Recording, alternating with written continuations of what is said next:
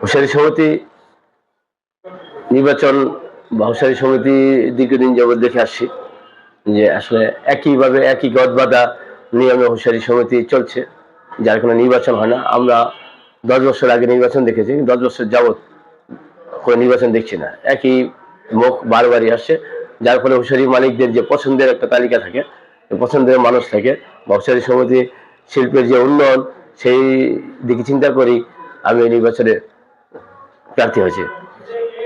আসলে আপনারা জানেন যে বিগত 10 বছর যাবৎ যারা এই নির্বাচনে সিলেকশন হিসাবে দাবিত হচ্ছে, তারাই একটি প্যানেল করেছে, যার কারণে আমরা সেই পরিবর্তনের লক্ষ্যে আমরা একটা স্বতন্ত্র প্রার্থীরা মিলে একটা প্যানেল দিয়েছি।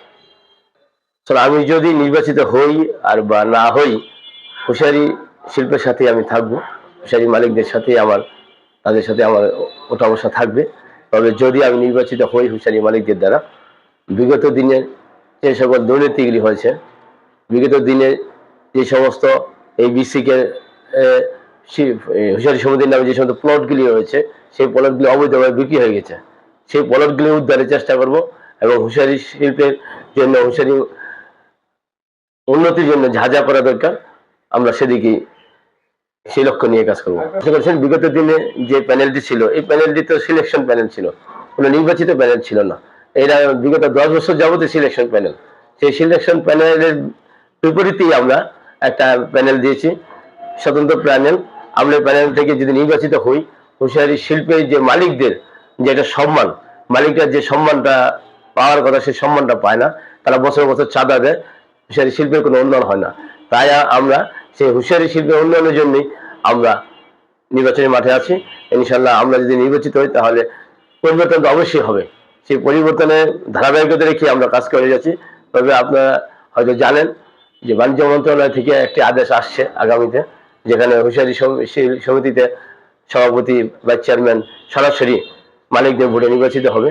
সেটা হলে আমরা ইনশাল্লাহ আরো আশাবাদী যে হুঁশিয়ারি শিল্পের একটা পরিবর্তনের সূচনা করবে।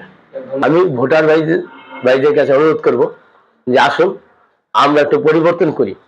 বিগত দিনের এই ঝঞ্ঝাল, বিগত দিনের যে একটি একতরফা একচ্ছত্র অধিপত্য ছিল, সেই অধিপত্যের আমরা ভেঙে আমরা একটা গণতান্ত্রিক পরিবেশে ফিরতে চাই, যাতে আমার ভোট আমি দেবো, যাকে খুশি তাকে দেবো।